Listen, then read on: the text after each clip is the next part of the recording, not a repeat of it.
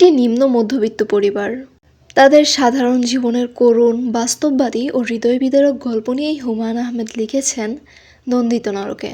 লেখক এখানে অর্থাভাব, সমাজের চাপ, পরিবারের দায়িত্ব, ভালোবাসা, দুঃখ, অসুস্থতা ও নৈতিক সংকটকে অত্যন্ত সহজ সরল কিন্তু গভীরভাবে তুলে ধরেছেন।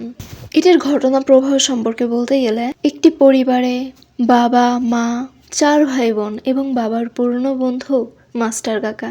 বড় মেয়েটি দেখতে সুন্দরী কিন্তু বুদ্ধি প্রতিবন্ধী। বড় ছেলে চাকরি পেয়েছে।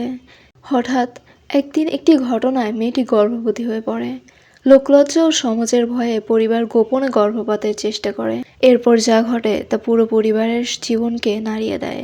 গল্পটি খুব বড় নয়, কিন্তু চরিত্রগুলো অত্যন্ত বাস্তব ও মানবিক।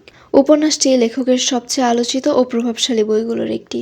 নন্দিত নরকে নামটি নিজেই ইঙ্গিত দেয় জীবন যেন এক আনন্দময় নরক, যেখানে ছোট ছোট সুখের মাঝেও অবিরাম দুঃখ লুকিয়ে আছে।